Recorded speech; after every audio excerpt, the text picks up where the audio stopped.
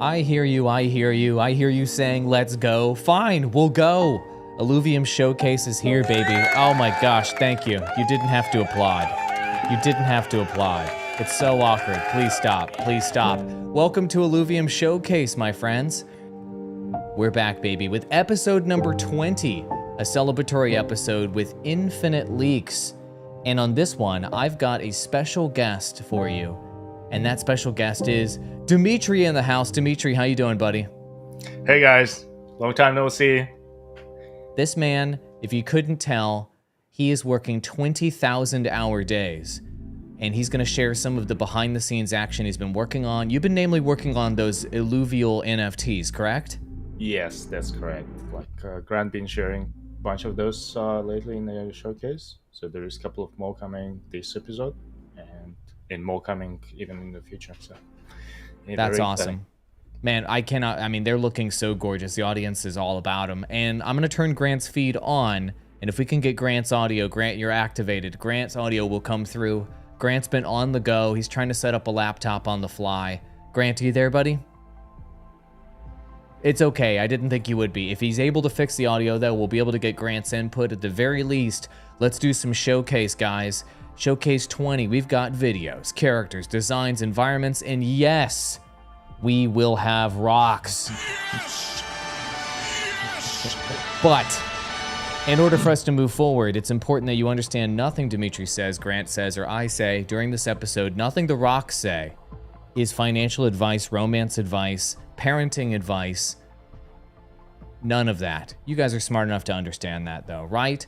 Right. Okay, we've got some cool videos that we're going to show here. Dmitry, jump in here. Let me full screen myself, and let's go ahead and show these videos and help give these beautiful people some context on this beautiful video where we have a Doka Air version here, right?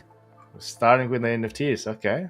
Of course, you're here. So tell us a little bit. I mean, we've got a few Dokas I'll scroll through here, but give us an idea of where we're at in the process in refining these NFTs.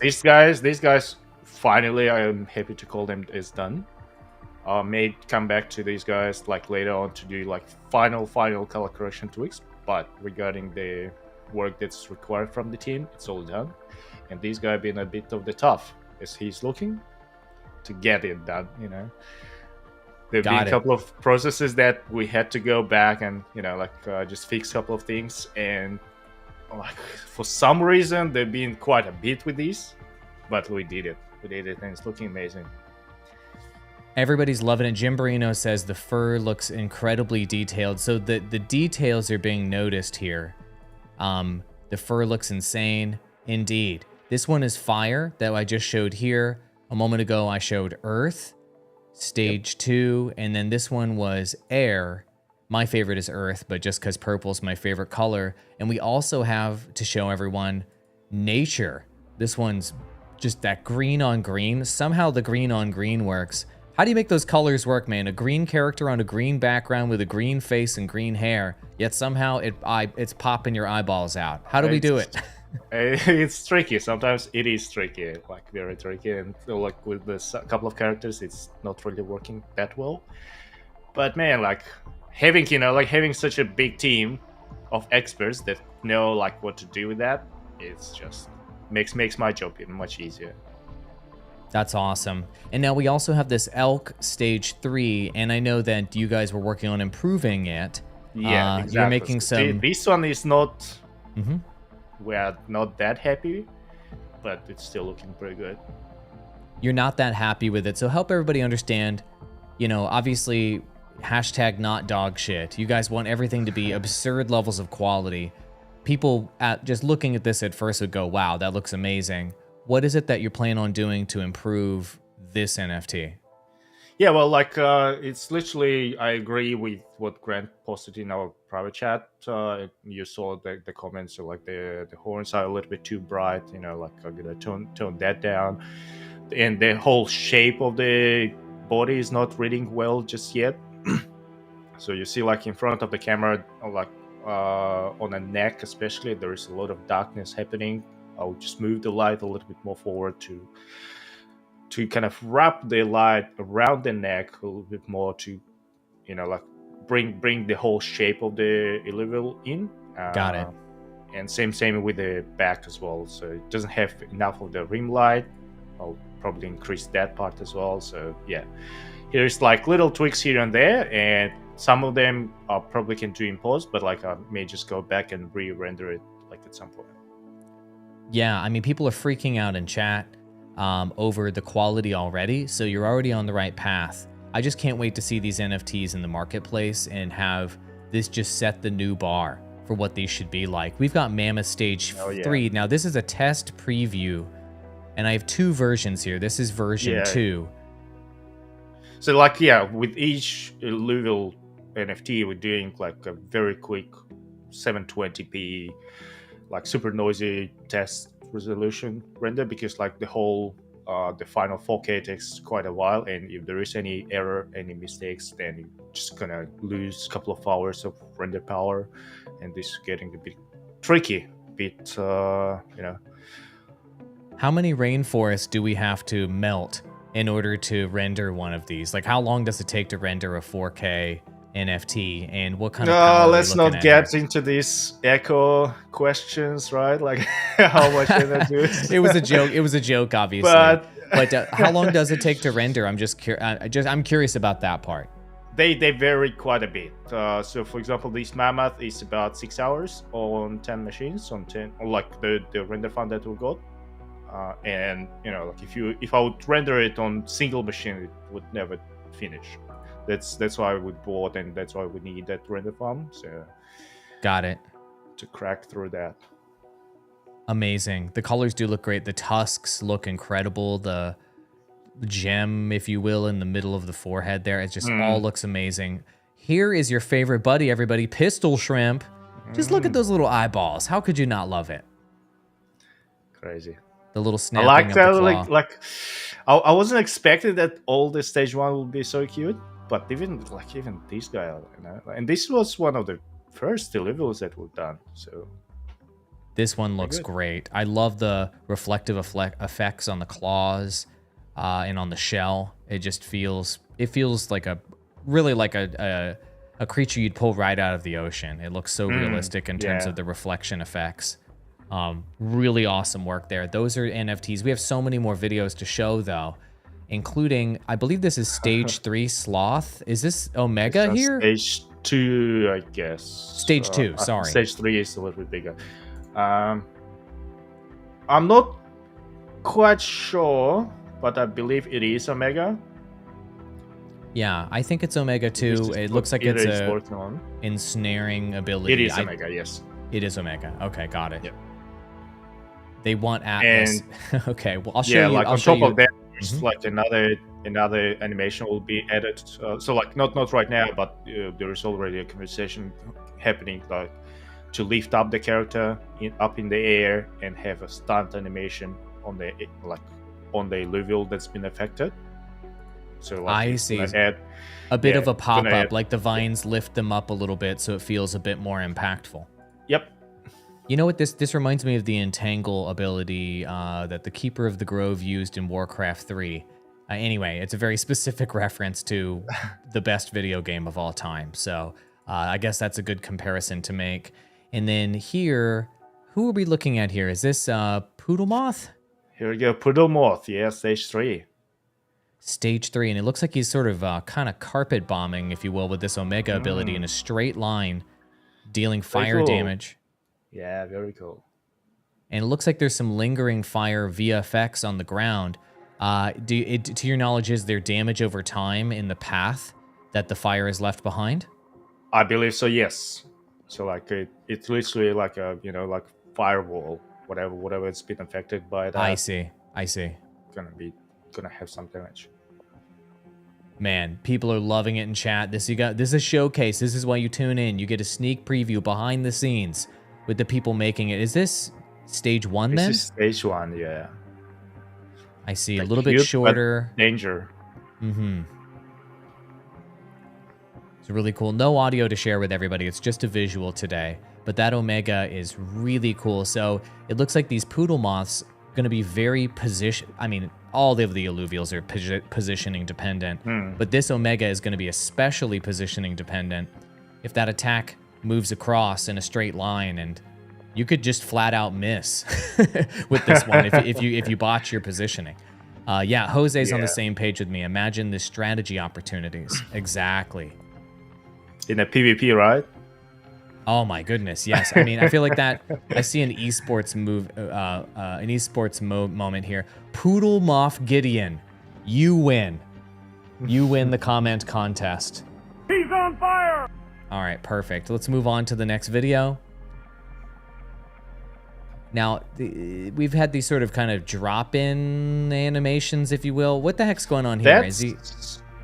This is actually... Let me. I'm not sure. I'm not following exactly.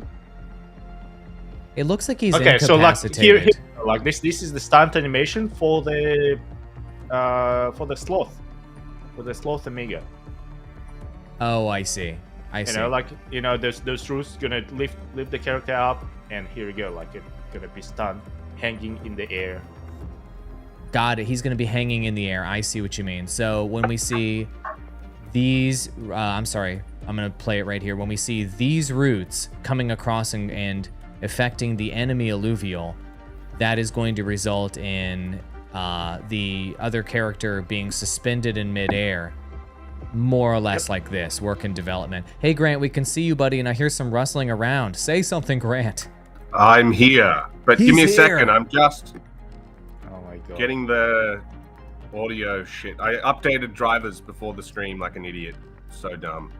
It's okay, man. Grant Warwick here, co-founder at Illuvium, is here. It's all good. Dmitriy was able to cover the NFTs, so your timing was perfect. Thank God. Thank God. Can you hear me back? And you can hear yourself when I talk and stuff? There is no echo. Restream is removing all of it, so we're good to go, man. Oh, amazing. Okay. Well, let's just not use these shitty Bluetooth things. Yeah, you sound pretty good to me. Audience, you can hear them, right? Yeah. So it looks like they can. And they're admiring your haircut game. Both of you guys with the haircut. How do you admire that? Look at that. No, there. It's one side of my fucking head. Yeah, Dimitri's got the cut too, man. He used to have long hair. Oh, he's looking Look at him. He's a real grown-up now. Yeah, like... Holy shit. All right, so we're looking at some, I believe this is an abyssal basin. Are we looking at the plant movement here, or does this have to do with like water interactions with plants? Yeah, this Help is me the understand. Bubbles. See the bubbles popping? Oh, it's the bubbles. Okay. Look, the little bubbles there, like in front of Arlen's head. So this is stuff Laura's been working on, all the passive VFX in Abyssal Basin. They said you look like Professor Oak, dude. How old do you feel now? Fuck. He did not like it. He did not like it. I mean, I'll take it, but I don't know what's going on. It's going one way, I tell you that. So here's more a different angle, a bubble FX. So this is to make the swamp feel more immersive. So it's not just like generic pea green water. The water has a bit of life and is dynamic in Abyssal Basin. Well, then when you run through it as well, there's the effects from the bioluminescent trails. So the water is quite complex in Abyssal Basin. Very cool. Let's take a look at the next one. More Abyssal Basin. I see some particle VFX coming off of that hero plant. Yeah, but also look at the pulsating glow going through the tree. Like the idea was that it was very ambient and not in your face, but if you just recorded a time-lapse video, you would see that there is movement to the forest and stuff like that. So that's cool. Very cool. Yeah, you can see slowly pulsating. Are you seeing this for the first time, man? You're like, that's pretty cool, bro. That's very cool. I agree, it is pretty cool. That's awesome. Now we have Polar Bear Stage 1 being worked on here. Yeah. And we have Sim and Sim 2 to show everybody. That's the work from Maria. She's doing the first simulation. Very cool. And here's the simulation number 2. Now help me understand what is being simulated here. Why do we need to do a simulation?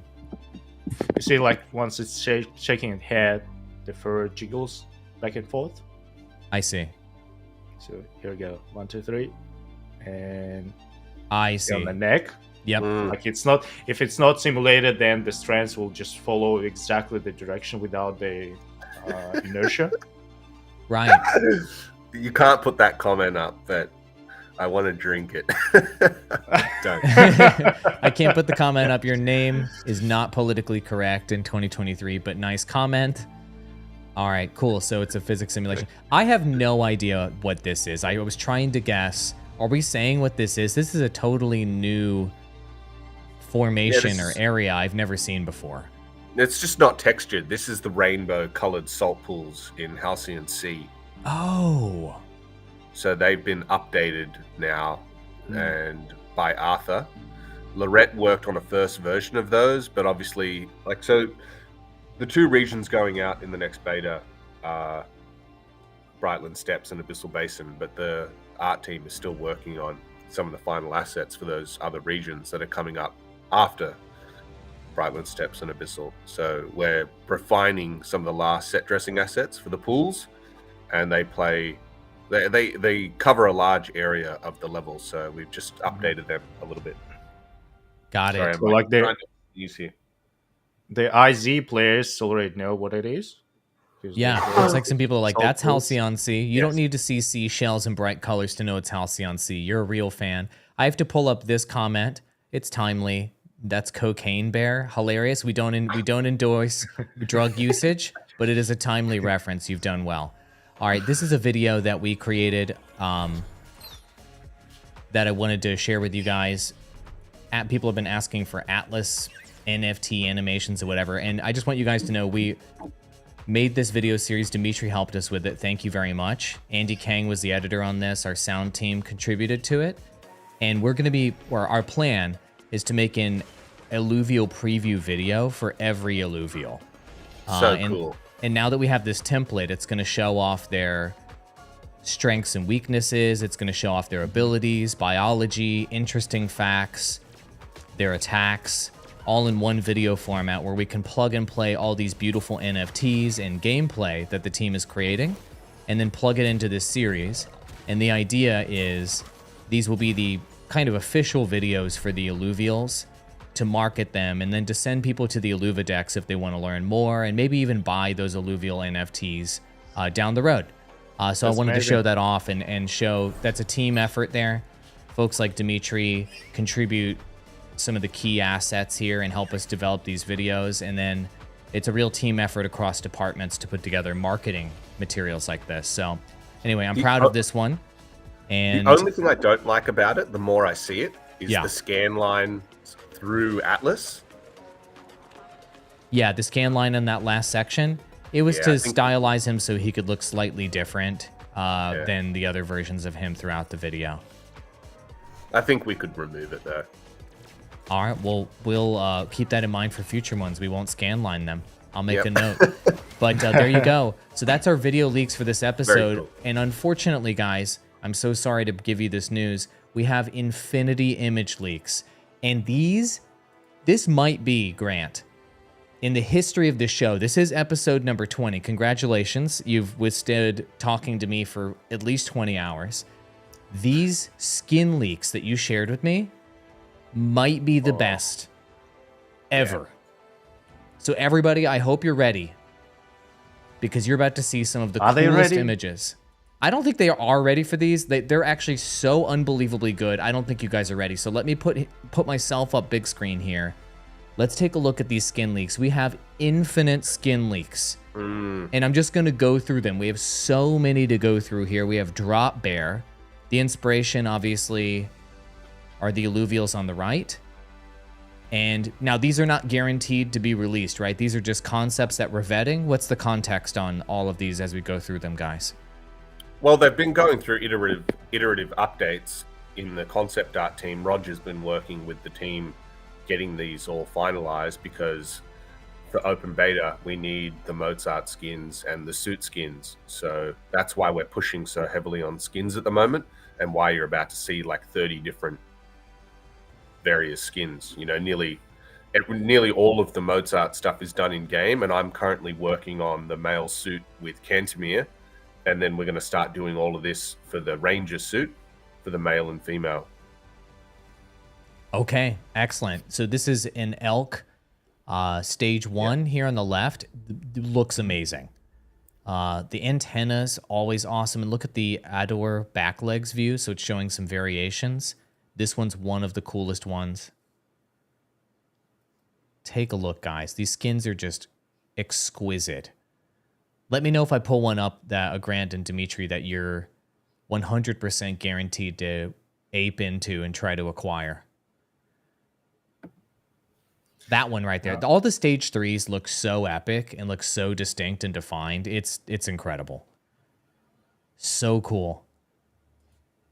Now, what is required to take them from the sort of concepting phase or whatever that we have here, or I'm sorry, the art phase or development phase, into making them into reality to where we could show them to the audience in a future episode of Showcase? So the texturing team just simply needs to get a hold of the concepts and start working on it. So Fabian, Akut, and Arena, and Jaco will all work on those. And some of them are already done, right? So they may not be final, but we're well into the texturing phase now. So that's cool. The thing we're behind on is the suit stuff. So we got to get the suit. I'm aiming for the next showcase episode to have the suit done that the players are going to have, because obviously Arlen's suit, people aren't playing as Arlen. She is a captain and she has a different suit to the standard players who are more lower ranked, but their suit is cool in its own way, which shows there's some cool stuff coming. But basically the continuity between the Mozart skins and the suits will be very similar. So if you're flying around the overworld, you can sync up the two and they're meant to look and feel the same. So stylistically, everything you see here will translate to the suits as well. Got it. Somebody was commenting that this is the Snoop Dogg Illuvial. Look, this leaf here on the top, that's just a random leaf, guys. I don't know where your head is going. That's just a random, beautiful art leaf. I love it. This is a family-friendly rated G game and show. Okay, we have Zephyr Lynxes here. I'm showing you guys the Illuvials first that are inspiring the skins. And then take a look here. Look at the base. God, it looks so good. We have a Relentless Fighter version. Look at the top, even just the tops of them. Can you imagine just like action figures or toy versions of these, like premium metal prints? Showing the class. Stoic Bulwark, Nimble Rogue. Remember the idea of making some quick levels? And even the skins become hard to make. Tell everybody what you mean by that. Oh, like it's an ongoing kind of thing with the Lynxes. Like every single stuff that we're doing with them has some issues that we have to redo. So like there have been 2 iterations before this version of the skins, and we're like, oh well, it's not working. What we're gonna do? Then same thing happened with the IlluviTars when we redid the holos for the IlluviTars. Lynxes are not working. Like, damn it, just gonna redo until they work. The Lynxes were the context for everybody out there is the Lynxes were supposed to be the easy ones and to create, and they ended up being a huge pain in the ass. Is that basically what you're saying? That's it. Yeah.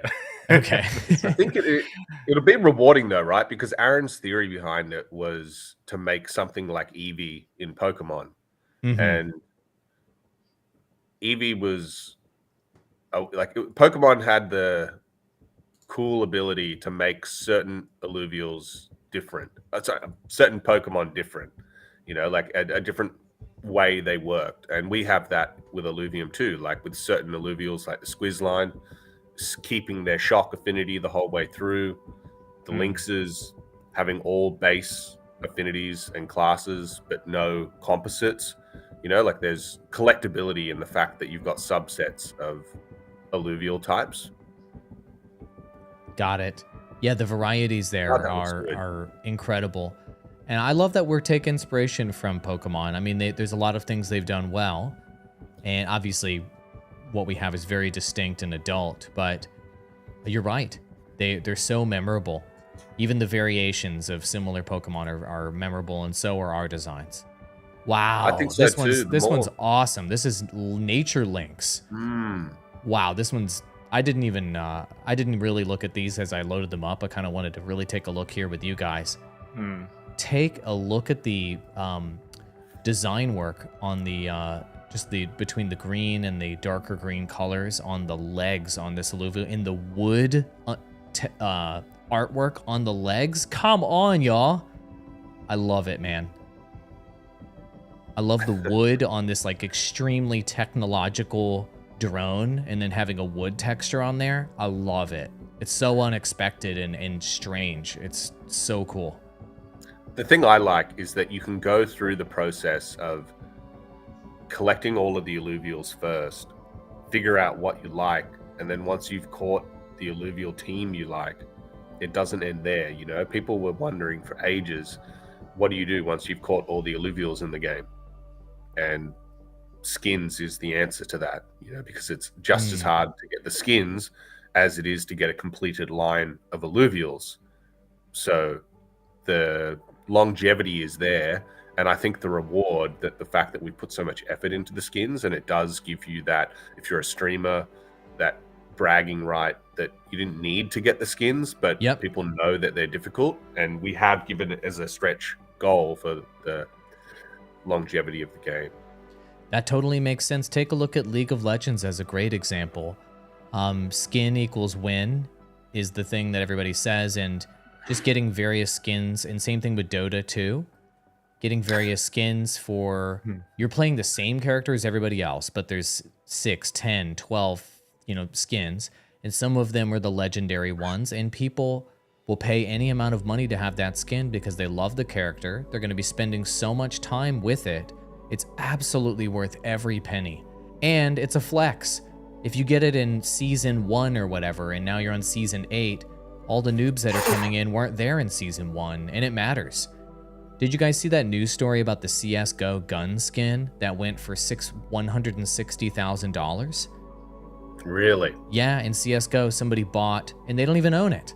It's not even an NFT. They paid $160,000 for a CSGO gun skin. So, like, their skins are quite expensive. Like, I've been playing CSGO for a little bit, and yeah, it's always been fascinating. As we get closer to that launch day, it's going to be really, really interesting, because IlluviTars was like a little glimpse into people wanting that collectability in the NFT space. You know, like wanting something that had some kind of tangible utility to it. There was something behind it, not just a profile picture.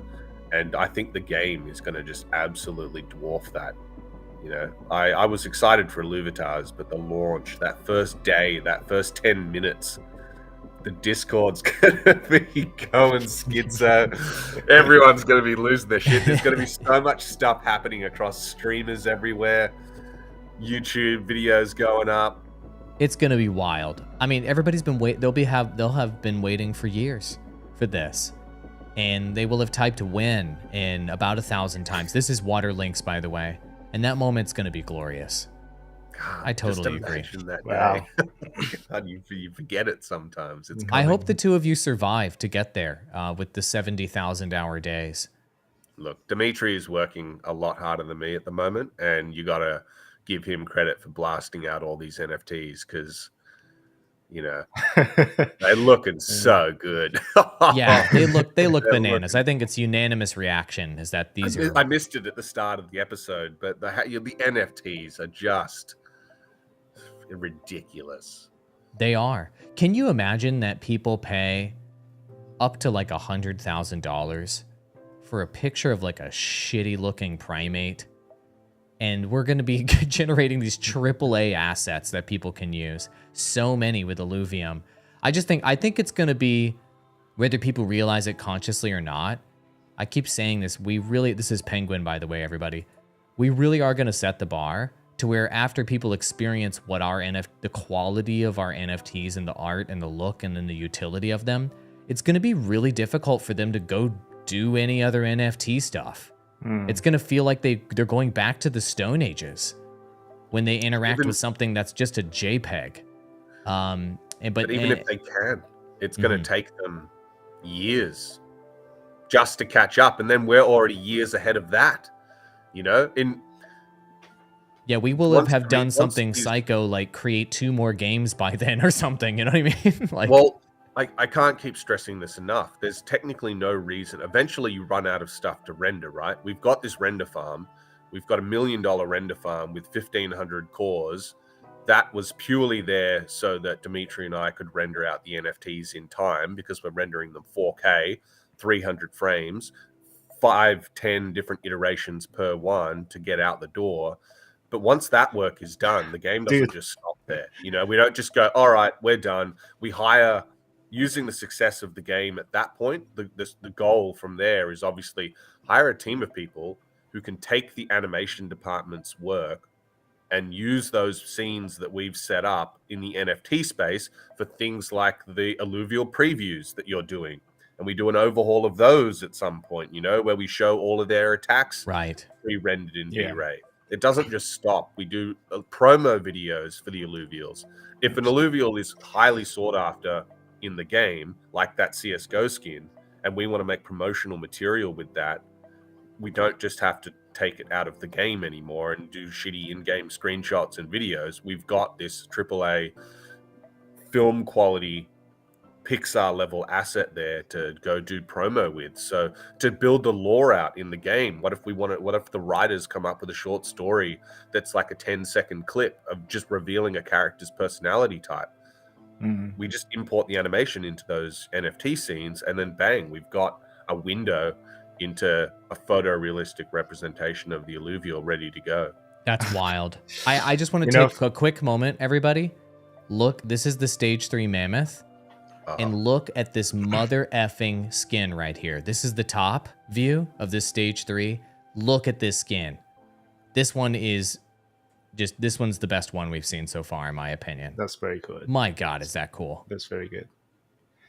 So the comment, the quality is nice. Just wish the games had more people playing. The games don't seem to hold people's interest, and that's because there's no PvP and no open marketplace. If those two things go in and there's no user retention at that point, fair enough. But until we've got PvP and a marketplace, it's too early. I used to do gaming industry analysis as a part of my professional ventures, and there's just a number of attributes that are required for a successful game to retain a player base and grow a player base. And long story short, it all boils down to, does this game have the potential for influencers, for example, to make infinity content with them?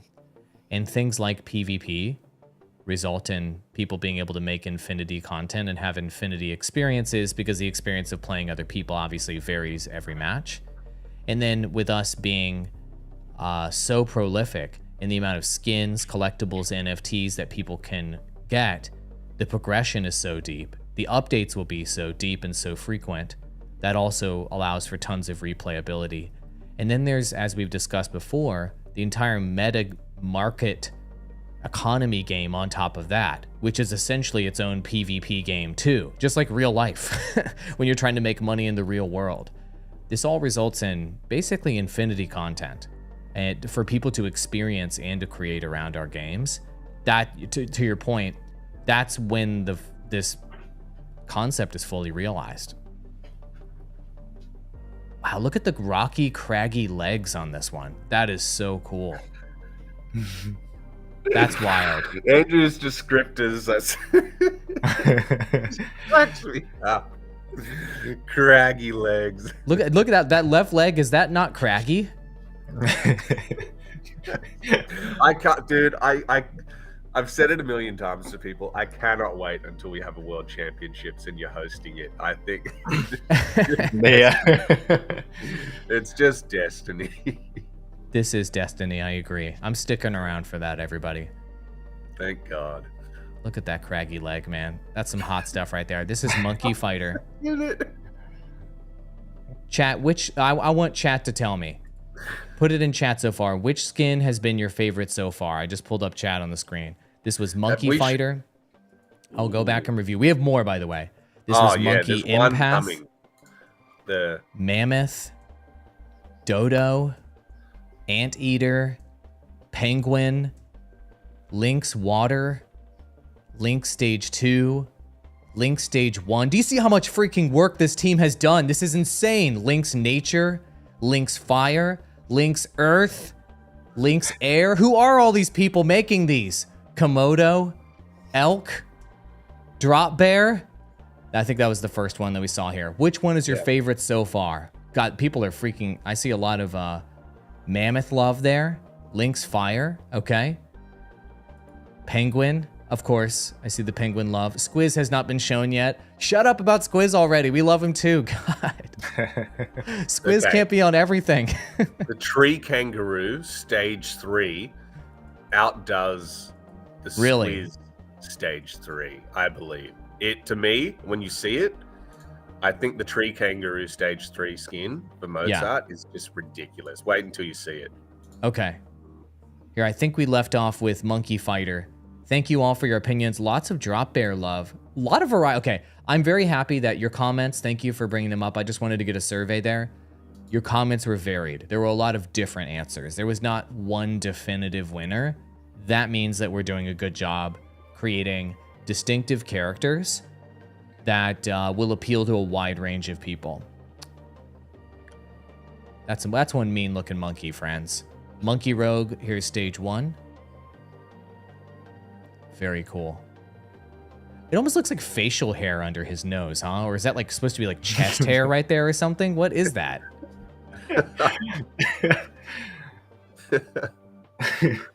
There's like This some... is your monkey, Grant? It's like a manly drone.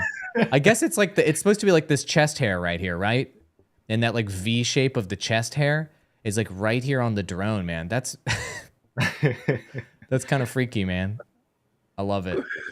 Very cool. All right, Monkey Fighter number 1, evidently. Thank you, Ultimum. Oh, wow. Look at the colors here on Pistol Shrimp. You like bright colors? I tweeted your eyes might pop during this episode. I'm sorry. Pistol Shrimp might do it. Oh, man. Look at these colors.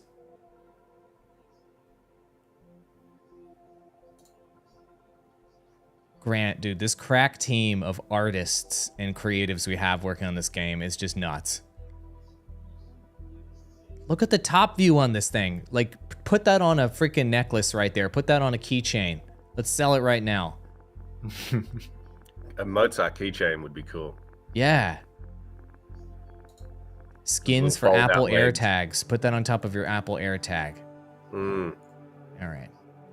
I'm too much of a marketing guy. I'm always trying to sell something. Pistol Shrimp. Poodle Moth. Oh, wow. This Poodle Moth is wild looking. So here's your Stage 1 Poodle Moth. Here's the skin. That's cool. Is that like, is that dark energy or what is that coming off of its head? What is this? Energy. Look at this Poodle Moth Stage 2. Yeah, that's... Man, that's... I can just see the VFX right now in my mind. I want to see it in real life, though. Oh my god, the Stage 3, though, is so badass. Awesome. Is this like the Lord of Darkness and Fire here? Look at this thing. I'm just realizing, right, so one of the other things that we've got to do is, you know how you've got the Illuvial preview videos? Yeah. We need to do like a skin preview video where we can literally just have the preset scene and just load up. Very easy to do that in V-Ray with a material switcher. You just link all the textures, flip it out, and just let that render. And we do a little turntable of each skin popping in with Arlen doing like a little idle animation with Mozart hovering as well. So you see the suit and Mozart skin from V-Ray. 100%. You're totally right. We should render those for embedded videos in the Illuvidex and on our website, and then we can use those for advertisements as well when we're trying to drive traffic over, and on socials for that matter. That's a great idea. Can you let me know when those are ready? I'm probably gonna kill myself. I'll put the series in production. This is the face of a man. Like Grant's like, once we finish doing what we're doing right now, what we're gonna do, Dmitry, is we're gonna hire an entire team and we're gonna do even more stuff. Are you ready? No, I'll do it. Don't worry. I'll do it. You're gonna have to do it. Oh my Yeah, god. just a fun fact. Yesterday, I've been calculating the amount of data I'll need to transfer back to like my home setup. It's just for the NFTs. It's like 62 terabytes. Just terabytes. That's terabytes with a T. Just the NFTs. Wow. Insane. This stage 3, by the way, Red Panda. Ridiculous. This is winning awards right here. This is an award-winning skin. That's going for ETHs, not financial advice. Sloth. Oh, come on. So cute. Let's see how it looks. How crazy was the disc battle with Kane the other day, getting absolutely smashed? Oh, that's so nice that you want to highlight that your brother got destroyed. You guys just truly have... It was just so apparent that he is your brother. Like, the way that he was talking smack, it was like this really refined... He clearly had, like, thousands of hours of practice at, like, being a terrible person in competitions. I was like, oh my god. I was expecting him to fake a little bit more excitement, though. He was looking a little bit like, well, I don't care. Typical Kane. I don't care about anything. Get out of here. I know, Kieran wanted to join. I missed Kieran's DMs. He wanted to come in and talk smack. I feel like that would have spiced it up a little bit. I mean, he's the oldest brother. He has to act like nothing. He doesn't give a shit about Illuvium. You know, you guys do your thing. Whatever. Yeah, We'll you guys see. can't be more successful than him. So you guys know what we're talking about. This is Kane, Grant's older brother, right? Who is the founder of Synthetics. The thing is, he could never admit that Illuvium is more successful than Synthetics at any point, right? That can't be something that happens. Well, no, I think he can, because he's the reason we're in this place anyway, right? I see. He and his friends and Danny were the initial investors, right? So through Kieran's relationship with Kane, he was able to network out to Kane's friends trusted in the industry and did the elderly brother thing, which is give us those connections. So when people ask me, how did you guys do it? I say, well, we had a cheat code, you know, it's like having steroids for training or something. It was on easy mode because we had Kane. But at the same time, he acts very disinterested, like he doesn't care. But we'll see what his kids think in 2 years' time when they're collecting it in stores. And he's like, stop it, you know? I can't give any more money to this. That's cool. I didn't know that he supported Illuvium that much. That's cool. No, that's extra context I didn't have. He's the reason why it got over an idea stage. So that's cool. That's awesome. And there's a little bit of been there, done that in this industry as well. That's very helpful. Kane the Bane. Warwick. He is a bit super villain. Kane the Bane Warwick. We should have we will obviously need to have a Warwick family battle, and we'll see the true like brotherly dynamic. You know, we've only seen it, you know, with you guys in pairs. I can't even imagine how heated it get. Like me and my brothers, it's just so cringy how competitive we are. I can only imagine what it's like with you guys. Have we done the stage 3 kangaroo yet, or was I? Not yet, man. You sent me so many skins. Like I feel like I'm about to upload 68 terabytes of live stream right now with all these skins. Wow. Look at these. These look really nice. The color contrast here with the orange and the blue is so nice.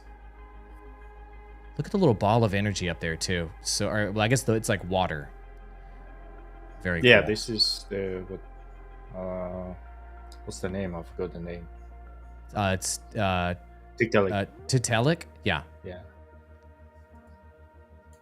Tree kangaroo. So here's the showstopper. Look at those Puss in Boots eyes. And then look at the stage 1 skin. Oh, did I get it wrong? Was it the stage 3? Yeah. No, and here's stage 2. 3, Red Panda. I'm an idiot. Panda. Did we already did Red Panda? Yeah, There was so many. I was like, I mean, this still looked great. This but one's yeah, no slouch. I was about to say the stage 3 here. Look at the stage 3. Look at the detail on the top view. That is gorgeous.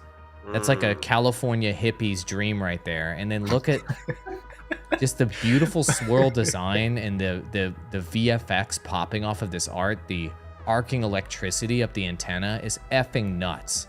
Okay, so I got to go back. We got to take a look at that red panda. This. Here we go. You were saying that this purple stage 3 right here was your jam. Is that right, Grant? Yeah, it looks pretty sick. Just Red Panda was the best. Chad is the agreeing. Red Panda was the best. I kind of agree with you guys. That stage 3 purple right there is nuts.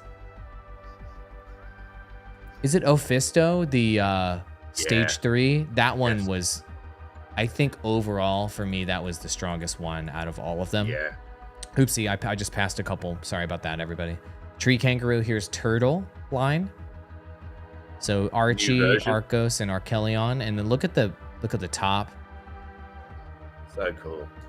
Oh, I don't know. I'm a sucker for it. Like the non-technological textures, like his legs looking like leaves, and then having the wood texture as well, is just such a cool creative choice. Looks beautiful. Look at the tops too. The tops are so nice. Look at that. Come on. Let's see the antennas. Look at those antennas, bro. Oh man, those look so nice. It's that healing Omega ability looking VFX. Looks beautiful. And we have Tenric. Pretty cool. Yeah, that's awesome. Look at those claws, and then here's the design, everyone. Are you guys enjoying these skins? Red Panda 100 ETH easily. Illuvium Gamer, you just save up for that, not financial advice. Here's the stage 2. Ooh, I like the cracked deserty texture on the head. That's really cool. Just can't handle this descriptors. You know what I'm talking about. Those look like cracks in the sands of the Sahara Desert. Do they not? They do. Thank you. Just the way you say it, man. It's just so much conviction. There's so much hype. I reckon 80% of the hype around this game stems from you just That's the only reason why I joined, is like I was actually excited about the stuff. I'm like, I don't know. It should be pretty easy to talk about it. Look at all the right, claws cool. on That is all of your skins. translate. Wow. All right, we're going to take a quick moment here, and we're going to take a look at the rest of the leaks. You guys ready to show some more leaks? We've got even more to show, but that was skin-tastic. That was half of the image leaks, and we're going to go through the rest. You ready? Grant, are you a little bit self-conscious about your hair? No, I'm not self-conscious about it. It's just self-conscious. It's become conscious itself. I see. Hold on. Ramza is correcting me. He's saying there are no cracks in the sand. Laugh out loud. What are you, a scientist? He's saying that there are cracks in dry rivers and soil. All right, fine. Yeah, that's correct. Okay, technically you're correct. Technically you're correct. All right, fine. Okay, let's continue. We have so much more to see here, friends. Really? So let's pull it up. Work in progress of the Stardust mole. Yep. So this is one of the skins coming to life. Yep. But in this a is 3D model. This isn't rendered inside of Unreal Engine, right? This I is see. inside of the texturing engine, so it doesn't look. The shaders aren't there, right? The lighting isn't there. So we will obviously, as those skins get put into the engine, before we do the V-Ray implementation of that scene I was talking about, like re-rendered, we'll do an Unreal version of just a turntable that we can just get the guys on the texturing team to spit out each time they finish a texture. Just bring it into Unreal, hit render. It will give you a video for marketing purposes and stuff like that for the socials. But it should look really good. It's just a very low quality image. But I thought I'd share. No, thank you for doing that. That was really cool. It's cool to see the phases of development. You shared a few Morphopod images here as well. Yep. And the 3D implementation. Really cool. From art to 3D, friends. The overworld is starting to come together with updated features. Ooh, Poodle Moth. Is this an Illuvitar? Yes, it is. Leak. Take a look here. Maybe It's this cool, will you be got wave them. 2. Maybe this will be a future season. We can't make promises, but looking absolutely fantastic. I could definitely see myself Yeah, putting a that's very clown cool. nose on there, putting some goofy ass glasses over those eyes. It's gonna be good. It's so cool having that suite of things like the Illuvitar, the Yep. characters themselves, the skin, the Mozart skin. You can really unify everything towards your favorite character line. You're totally right. Okay, we have a series of 3 images here. I'm sorry, is this Red Panda? This is Red Panda work from Jaco, texturing Okay. the belly. So Maria has been working on the fur simulation for this guy, and that's why there's no fur, but this is just the base underlying texture. And Jaco does an amazing job at emulating surface materials and finishes. You can see it's got that very dusty kind of volcanic rock look. I see. It's going to be a great character. Look how iconic the face is. The face is super iconic, and then it's got that Illuvium twist of having the rocky, volcano-y chest area. It's that aspect that catches you off guard. You've never seen anything quite like this. It's really cool. Swole. Juicy boy. That is a juicy boy. I like it, and cute at the same time. Don't worry, this is not a cyberpunk bear. This is more of the same type of work we talked about last episode, right, Grant? This is the work that Dmitriy shared as a work in progress for the fur on the polar bear line. So this is the next NFT set to go out. The ice is work in progress, but Yeah, it's the incredible. fur looks really cool. He's so cute, you know, like the Look at those, once again, the Puss in Boots eyes, the glassy eyes. Is there a glassiness setting you can turn up to make them cuter? but these aren't the final eyes. So Jaco has obviously gone in and retextured all of the eyeballs, and we first rendered them without that stuff. So is this for a Pixar film? It might be. Yeah. Or Pixar might start. It it might be for an Illuvium film. We might acquire Pixar. We'll keep you posted. Blue Sky Studios, the studio who did Ice Age, they're gone now. Are they really? I didn't know that. Yeah. What happened? They just weren't making One of the enough very money? first. When I was 15, after I got my computer and got interested in CGI, my mum got me a book from Blue Sky Studios, and it had all of the behind the scenes stuff they did for that movie. So that was one of the earliest things where I really got to see how movies were made and not just jump into a piece of software on my computer not knowing what the hell I was doing. So that made me quite sad, because those movies were, I thought, more entertaining than a lot of Pixar movies, but obviously they just never had that same hype behind them because they weren't as big of a studio. But Wow. I enjoyed them. know My that. kids are still watching the Ice Age movies. They just watched Ice Age 7 or something. There's a bunch of extra short ones and extra ones that are available on the streaming services. My kids love them. They love all the offshoot characters and everything. Help me understand why there's all these. Is this to work on physics of this Red is Panda? for the groom. So Maria Oh, it's and groom, Yannick okay. have to. There's multiple layers, right? Like you've got different types of hair on animals that are separated based on where they are on the body. So you might have really thick fur that has to be groomed separately on the body to the eyebrows, or the X Factor hair, stuff going down the back of the spine and stuff. So the layers involved very complex, and we love showing this work because the work Maria and Yannick are doing has been legendary on the project. It will go down as the best hair and fur of all time in any game, or in my opinion, even offline rendering work, because Pixar, like Monsters Inc., didn't have 100+ characters with really complex fur. And if a movie ever did, it would be a team of 10, 15 people working on it. Maria and Yannick are 2 people and have managed to maintain this pace 2 years in. And if you That's look wild. at the work, It's just, there's a style to it. It's that flawless Pixar quality, and it allows us to, it's exciting for Dmitry and I to see this shit, because we know It's that amazing. we can make it look like a Pixar movie when we do the offline rendering. That's so interesting. Thank you for sharing that. That's wild. Now, this is you picking apart that elk video that we saw earlier. So not meant to go in. It's this video right here. I wanted to show it. This is what happens. This is how picky these guys can be. They're like, right here, it's too bright, and right here, it needs more light. Anyway, I wanted to show that. That's about a little behind-the-scenes nugget for you guys. That wasn't meant for you to see. Okay. More groom work, I assume? Yeah, updated links. Sorry, updated thylacine. Very cool. Now here's an alluvial that's gonna haunt your nightmares. Yeah. Look at that, man. Hey, Kut working on the tree kangaroo stage 3. If you zoom in on that, take a look at the detail that he puts into this stuff. Look at this, man.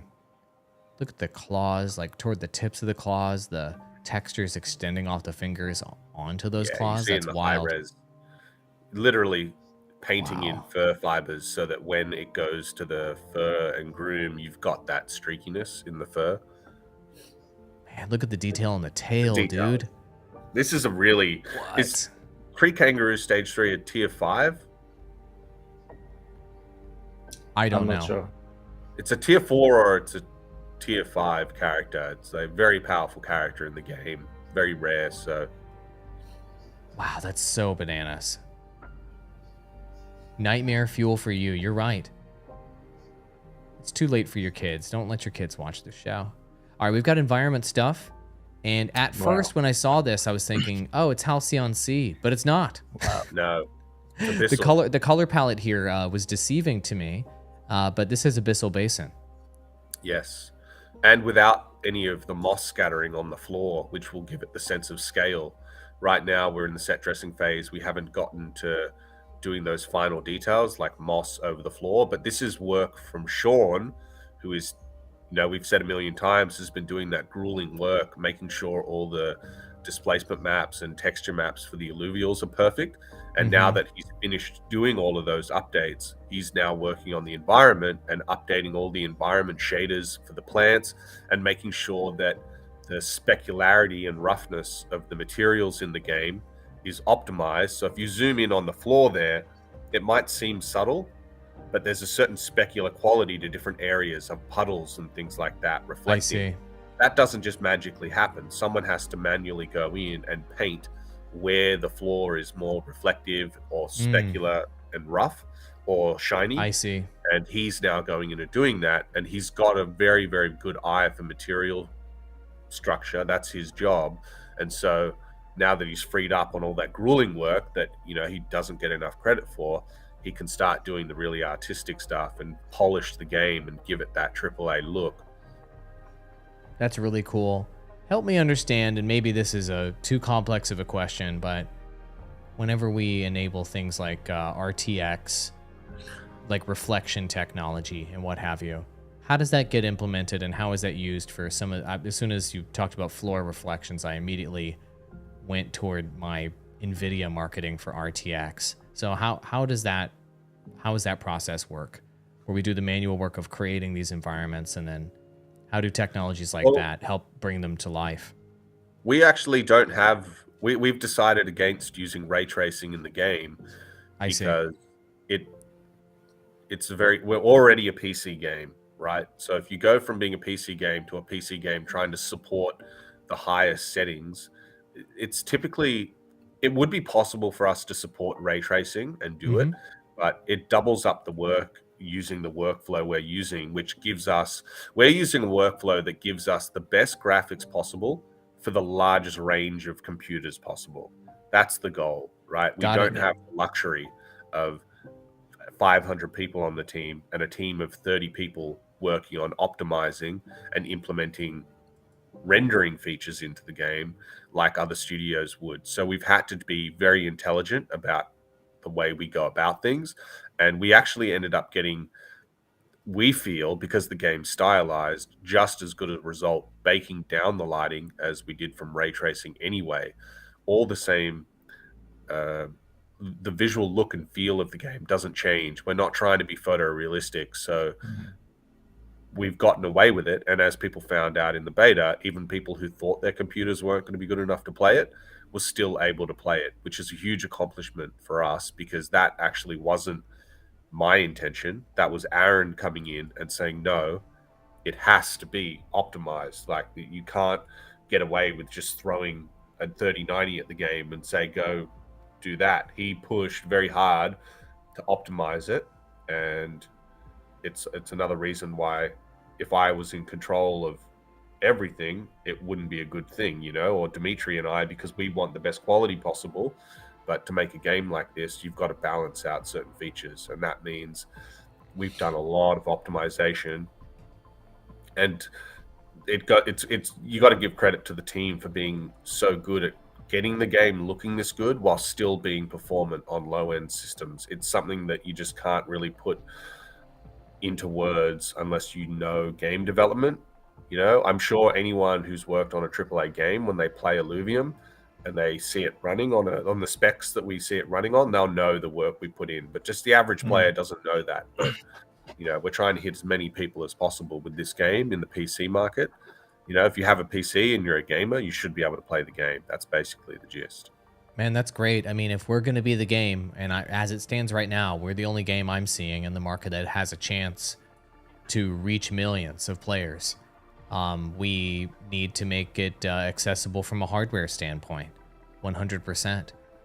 So I thank you for sharing that decision. I didn't realize we had made that decision, but your explanation makes perfect sense.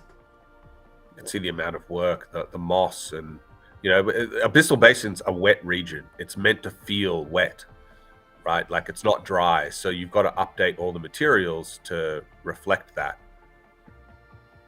The darker the material, the more specular. And that's why you see the before is brighter, because that black and white map is representing the roughness of the material.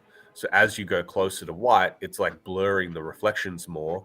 And as you darken the material, it goes more towards a reflective specular look. And that's why the before and after is being adjusted per material, so that on the left, you're getting that specular on the edge of the leaves. You know, it's got to look, go to the far left and like zoom in. You see that it's just subtle stuff like that. If materials don't pick up specular highlights correctly, it doesn't sit into the region.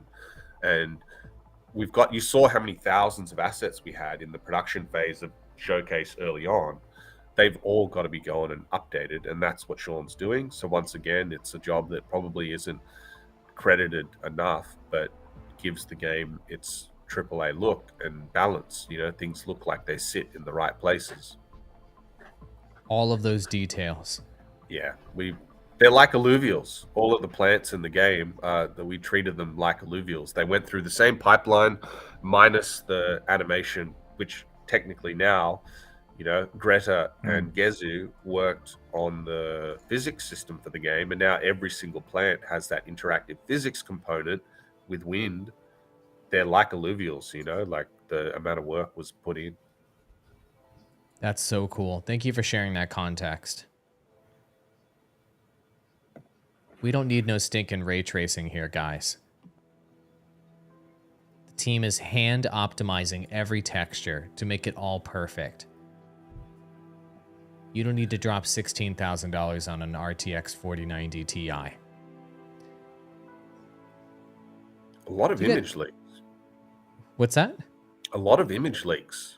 So many image leaks. I know, I'm just trying to get through them. We're almost done with image leaks, and then we do have a few rocks. Or really some things I've mislabeled as rocks just to piss off Florian. He DMs me. Yeah, here's the moment you've all been waiting for, friends. You guys ready? You guys ready for some rocks? Let's do it. They look rock-like. Oh my god, look at this. It's not a rock, but this is like a texture, correct? Yes. Yeah. This is Sean's work updating once again, right? See, now it's got this mud and the specularity in it. So this is an Abyssal Basin shader that wasn't sitting in the scene. Now that you add the mud, you can add this near riverbanks and stuff like that, and it looks wet. An unimaginable amount of work goes into not only getting the assets ready, but then once you put them in the game, you don't know what the lighting and the ambience is going to be like from an art direction standpoint until the level is set dressed to a certain point. And when you do hit that point, you've got to go back and start updating all of this stuff. So we hope people appreciate that we are. I don't think anyone's questioning AAA anymore about Illuvium. There was that period for the first year and a half of like, oh yeah, you know, you call this AAA. Well, I mean, now this is literally what AAA studios do, no less, no more. So I'm considering this rocks. yeah, These are the salt pools though in Halcyon Sea. Is that correct? yes, those are updated ones that you saw from Arthur, but the high res, so they'll get baked down and they'll look even better. They're rocky. They're not craggy. Stop using the word craggy. You can't call everything craggy. God. Looking great. And we only had one more. This one looks more like a pile of poopy rocks. But look at these rocks. The detail in this asset is actually quite ridiculous. This is a Halcyon Sea asset, if I'm right. Oh, chat loves these rocks. They're like, oh yeah. Turquoise rocks. Mm-hmm. Yeah, girl. There you go. There's your rocks for the... I think that was it. Okay, yeah, that was all the rocks. That's right, my friends. That was all of the leaks for this episode. A solid 1 hour leak fest for episode number 20. Can you believe we've done 20 episodes now, Grant? Time has flown by. Wow. It's become a little series. I wish we got all the technical details sorted. I have. It's 20 episodes in. They're speculating that was Leviathan poop. Do you want to confirm or deny that what we just saw was Leviathan? I made jokes about the Jurassic Park scene when she was working on that. Wow, that's a big pile of shit. It's a Leviathan poop, yes. And the team is just had to work on this Leviathan poop asset for over a year. And finally, we have this reveal moment.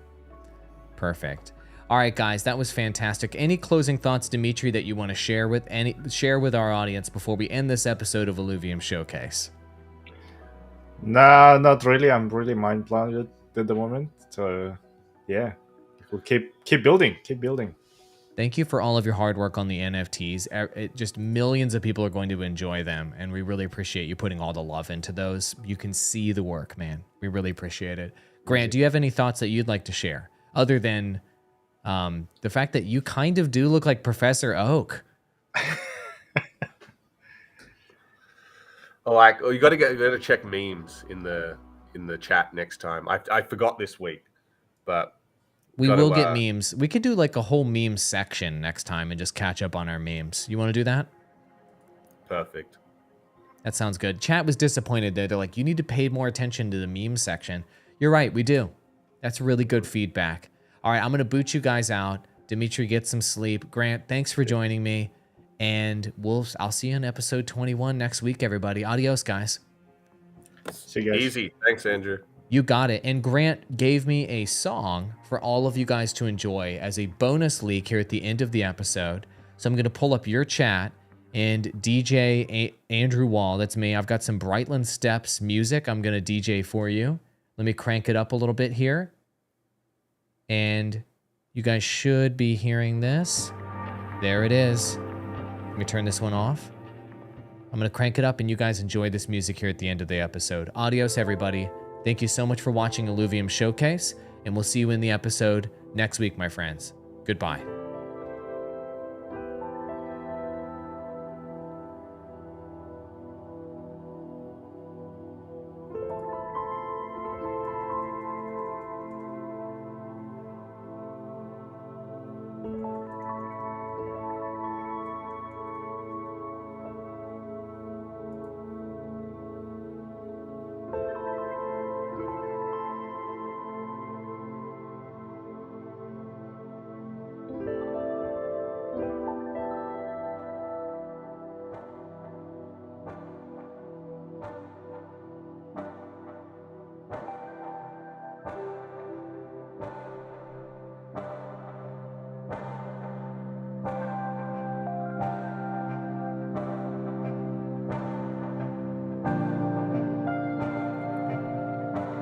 This is Brightland Steps music in development.